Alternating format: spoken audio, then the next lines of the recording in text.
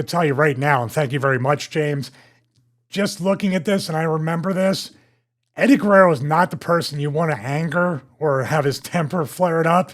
And I think it's shown in this as well that Eddie does have real fighting skills and he's nobody to mess with.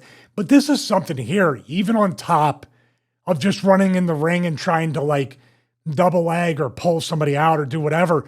Eddie's on top of the ladder and the fan is trying to knock the ladder over, correct? Am I remembering that correctly? Well, let's watch it. That's a huge D move, if you know what I mean. Okay, let's take a look. I think he spots him last second. Looks like Violent J from the back. Yeah, he did. I'm telling you what, the fan right here, I'm going to go back to this. Thank God Eddie caught him out of the corner of his eye and was able to land on his feet. If he wasn't, he could have swept his legs out. You know what I mean? Eddie braced at that last second. This is the part here. Look at Eddie landing. Dude, that's not, if you're looking at Eddie Guerrero eye to eye, and once he turns and he's set up, like he's ready. Look, that's a fighter stance, not a wrestling stance. Dude, he caught him. He caught him. Just before the ref grabs the dude, look at how the random fan guy stands fighting. He stands flat foot like this. He stands like so you know that this dude like cannot the old fight. WWF Warzone character on the splash screen, right? Yeah. No, Eddie's fully like whatever right cross or hook he's about to hit him with, it's all coming from the hips and the lower body. So here we go. Tagged him and knocked them both over. That dude is getting out of the ring before the ref is pushing him. You notice that? Mm-hmm. Because he knows he got tagged pretty good. Right in the temple in the air, knocked him over. And that's the other security. I think that's Jimmy. His name's Jimmy as well. Nice guy. Now, here's the thing. Here's a question. Who would be worse to be hitting you? Eddie Guerrero or Rob? Because Eddie, you got to worry about punches. Rob, you got to worry about all four limbs getting you before you even realize it. I like that if you go back towards the beginning, that Rob is always cognizant. He turns, he's obviously meant to be selling and everything, but he turns around, then he gets his arm up just so he can look properly and just, sort of monitor the situation. Look at that. He almost gets up there as well. But he's trying to figure out, am I going to stand up and help? And why? Because it is a disconnect from the match. So Rob's kind of, the referee's there already.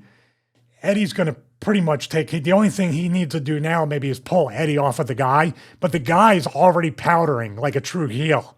And then the security, maybe security was, see, the weird part is, I'm going to go a little further.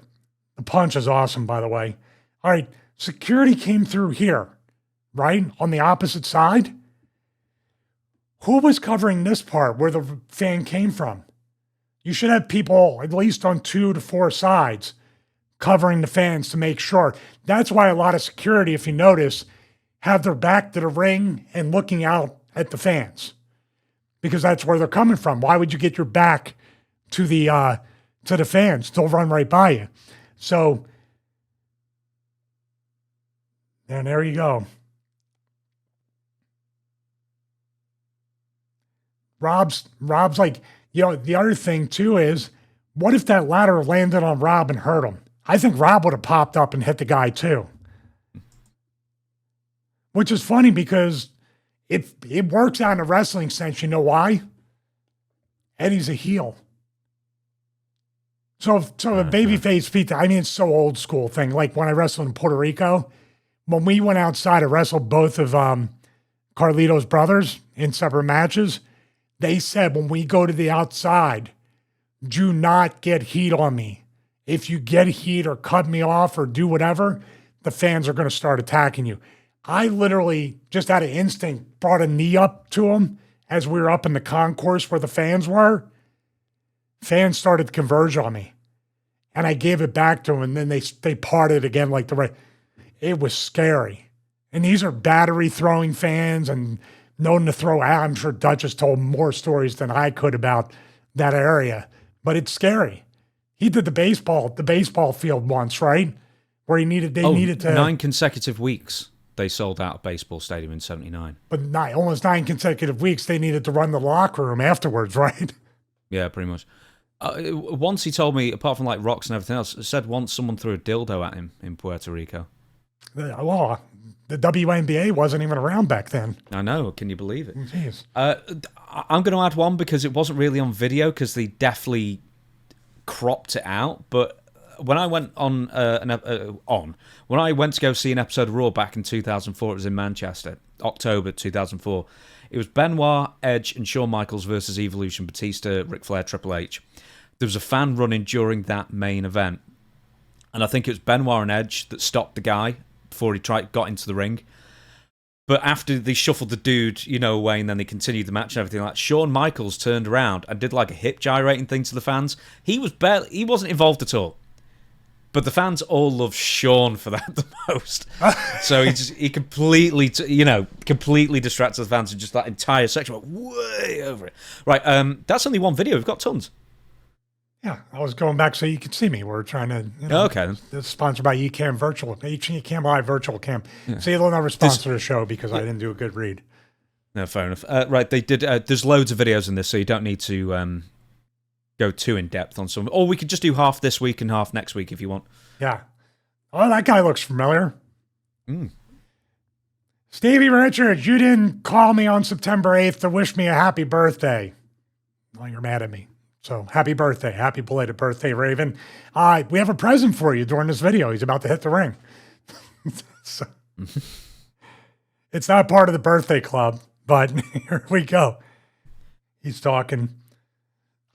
Is Raven worse in slow motion when he talks? I had the slow motion on. I was going to mention that, yeah. Whoa! It looks like Fonzie, doesn't it? Did Fonzie grab him? Doesn't it look like Fonzie? No, do you know, it looks like David Flair almost in that still. Or Ernest Goes to Camp. Yeah. Either way, man, that's not, you don't expect that as you're cutting a promo, but man, that is, here it comes.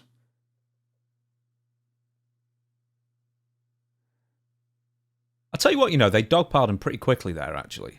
I know, but I still have to say, where's security? Sometimes security can not get caught up with the show, but assume everybody's behaving because the percentage is so low. I'm going to say it time and time again. The percentage is so low that you become relaxed. You become lax. You become content. And then it happens. And those seconds right there, and this is 1997 or 98 at the latest. This is the late 90s. Who's to say this person doesn't have a knife, a gun, whatever, Jump in and just stab him a couple of times. It only takes a couple of seconds to do all that stuff. So thank God. I'm not giving anybody any ideas. But Raven got back in and just cut the promo, right? Yeah. Do you know what do you know what the follow-up story is next week? I don't know if it was on the Nitro or the Next Thunder or wherever it was. They then booked a story where Canyon jumped out the crowd and attacked Raven. And then they continued the story that actually it was Canyon all along attacking Raven. Well, Canyon, as far as he had the opposite of The Rock's weight loss and had a weight gain in 1 week. Because that doesn't look anything like, he's just trying to do the Jedi mind trick. Like, this is the guy who jumped Raven. It's basically something like that. But yeah, he was going to be one of the fans attacking thingy. Right, this is the CM Punk one.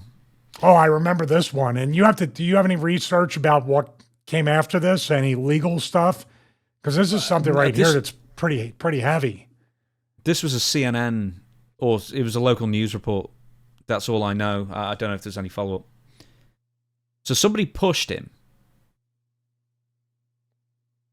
That guy went like this and kind of forearmed him. He was excited, but I think he kind of forearmed Punk. See him with the hands up?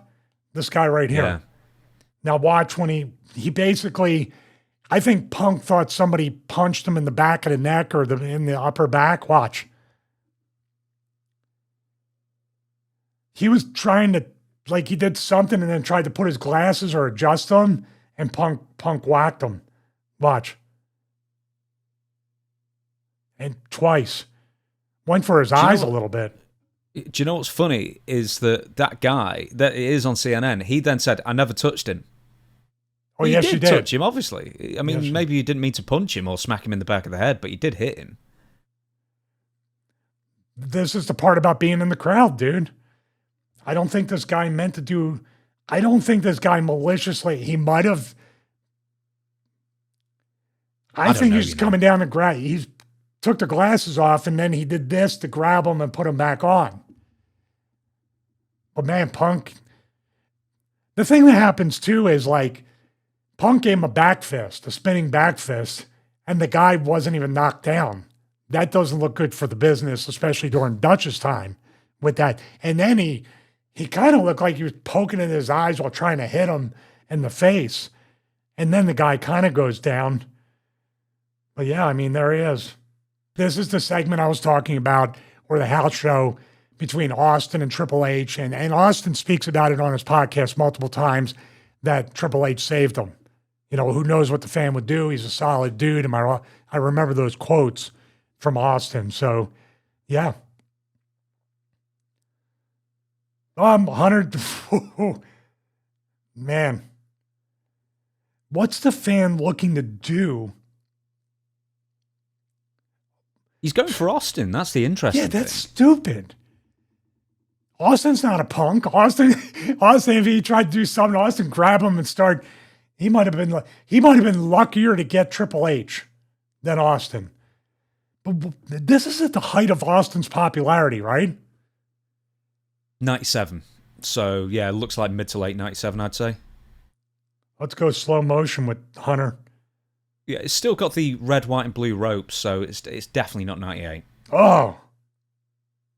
Fairly sure it's not 98. Yep, he's laying it in. Yeah, but look at the referee. Well, is that Charles? No. He must have learned it. I think it's Earl. I think it's actually Mike Chioda. Yeah, it is Chioda. There he is. No, it might be Chad Patton. Oh. Might be Chad Patton. I don't know. That's great. Let's take a look at that again in slow-mo. Because I'm trying to... Oh, does that fan have something in his left hand? Oh. Look at that. It could be a program, but look. That's a scary thing when they have something in their hand. Watch his left hand. What? Is it a bottle? No, yeah, kind of. It might be a rolled up program or something, but he has, who knows? It could be loaded with a pipe for all you know and wrapped up in a paper.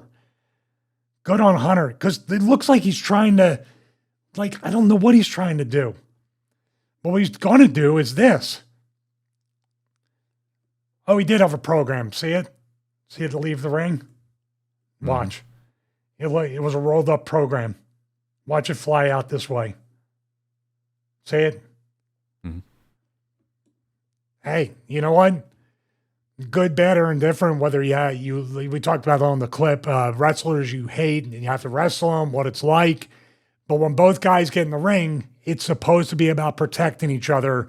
And right here is the ultimate example of protecting your opponent. Not with your moves, not with this, but protecting it from people coming in that are going to do your opponent harm.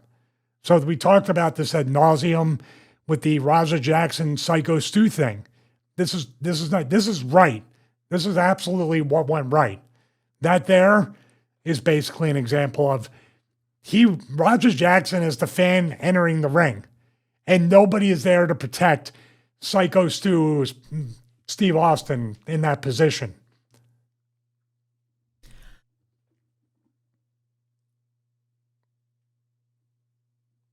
Right, this is a very short one.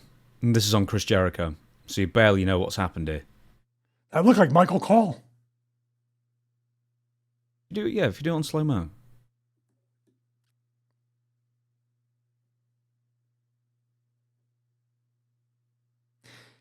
So this dude thought it'd be a great idea to shove Chris Jericho And I'm assuming this is around me. If this is after the Goldberg Urban Legend, like, what are you doing?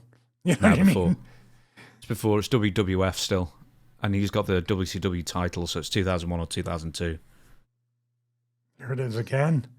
Yes, 2001, because Steve Austin's got the bionic redneck thing on, I think. What's funny is just the stupid, like, smirk on that fan's face doing that. You know what I mean? Like, look at his smirk. I take it back. This looks like if Santino Marella and Michael Cole had a child. That's what that He looks like a middle-aged dude as He's well. not a kid. This is a dude in his 30s or 40s, is my guess. You're an adult. What are you... Stupid. He's lucky. He's very lucky that it's a time of 97 or around that time and not 87 or 77. It would be a lot different. There we go again. Did he go straight into Undertaker's?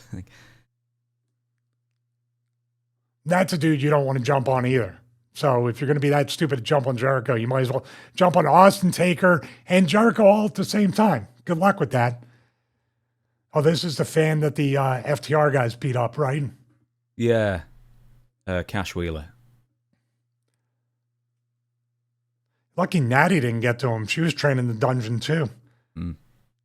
Now, what? Did any legal stuff come from this? I don't think we knew much about that dude before or after. He was like the Trump assassin would-be guy. He just seemed to just disappear. Is anybody getting shots in him? Yeah. Who's getting the left-handed shots in on him? Zoom in. Is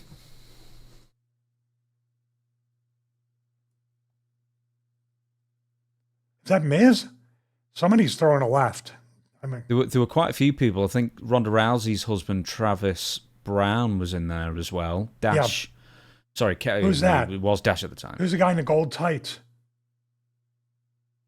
See?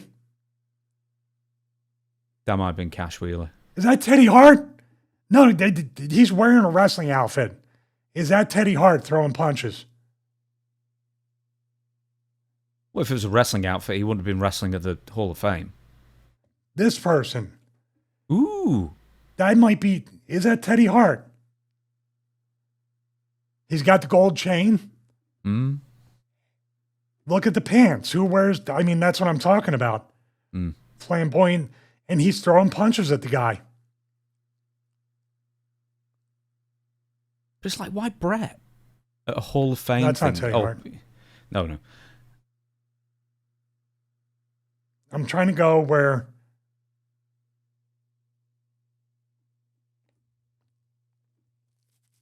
I think that's right. Teddy Hart. Unless it's Tatanka. Tatanka. Kind of looks like Tatanka from there, but yeah, I think you're probably right. It is Teddy Hart.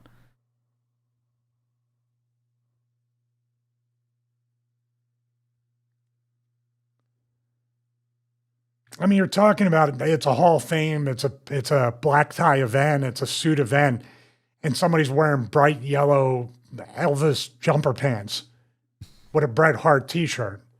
I think it might be Teddy with a gold chain. I mean, it's just my guess because he pushed everybody out of the way to get to this guy. I don't know. When you have live TV and you have something like that, there's always going to be a chance of that happening.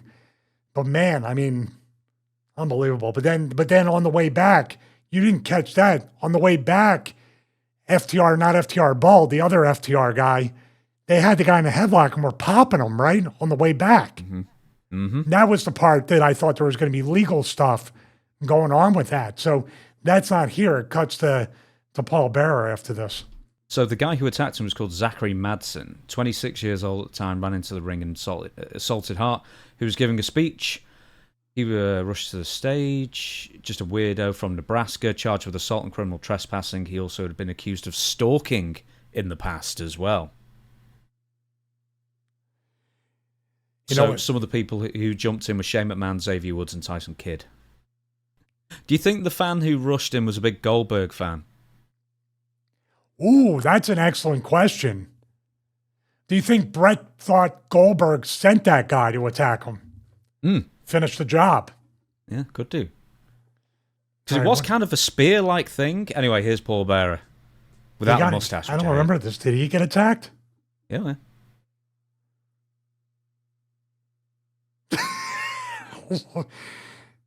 Good Lord. Vince, what are you doing? What's he saying? He said, easy, easy.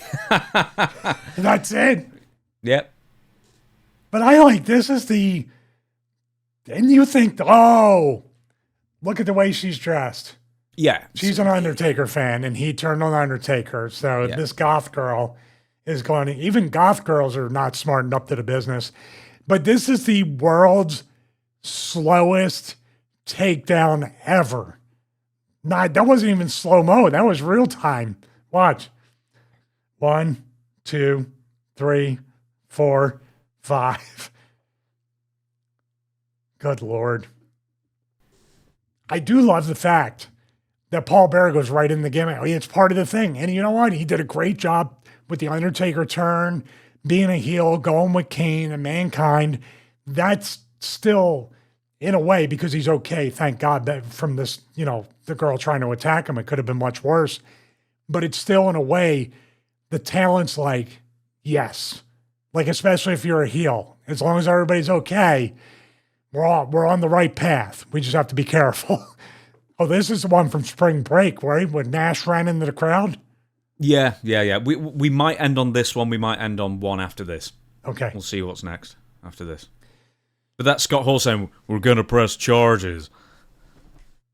It's like, damn, I didn't know Kevin Nash could ever move that quick. And he absolutely pounced on that dude. And the thing is, well, he used to be a bouncer. I'm sure he had to, run and chase people down. Well, he's a basketball player as well, I guess. But I'm sure when Scott Hall said, we're going to press charges, and then Nash runs at the dude is saying, no, press charges. Because,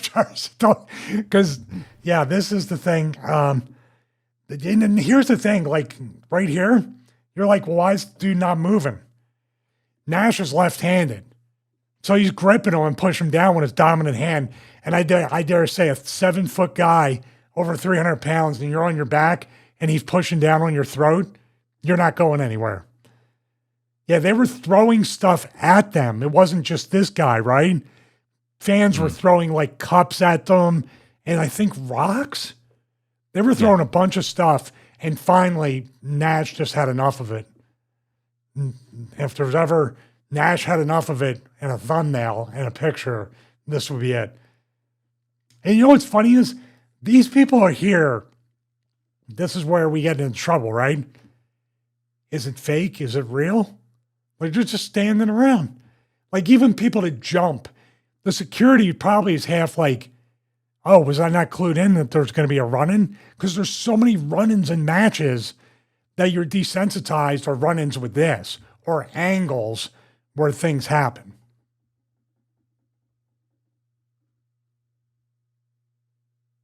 You're very quiet. I was waiting for you to go to the next one. Oh, okay.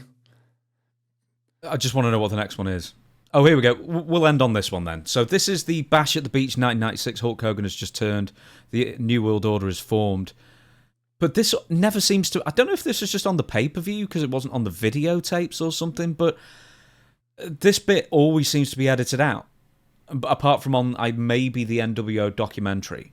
And of course on the live pay-per-view feed as well. But I don't know if you've ever seen this. Here we go. I think besides the trash being thrown in, there is somebody that hits the ring. Let's see. Yep. Oh no. Oh yes, oh no. All right, Nash is throwing some heavy boots, but the flat of the boot, Scott just caved this dude's head in with the heel of a really thick sole boot. Did you see that? Mm-hmm. I'm going to zoom in. We're going to go slow-mo. That's a little punk kick, but he's trying to push him out. Scott, real. Oh, real. Those 3 boots are concussion boots by Scott. Dude, after it's all over, here's your favorite part. Kick. Now, Scott's kicks are there, 100%, especially that one. And that one, after it's all over, look who shows up. Mm-hmm, Doug Dillinger. What is your thing with Doug Dillinger? It's your thing with Doug Dillinger. He's just Oh, the he worst security guard in sucks. the world. He's awful. It's great. He's not even restraining the guy. He's like, okay, come on. He's like Blackjack Lanza at his Hall of Fame speech. Oh, this guy over here. This guy. Whatever. I can only imagine right here what's going on. But we'll save that for next time. No. Let's do this one as well because this is really short, so we might as well just add it on to the end. Carry on. This was after MJF whipped Cody Rhodes 10 times, lashed him 10 times. So the fan is there. Nobody knows, and they're beating the fan up and dragging him behind the curtain. And this guy, basically, yeah. And this guy thinks it's all great. My question is, it might be a segue for the next segment. Did Wardlow get hurt during this?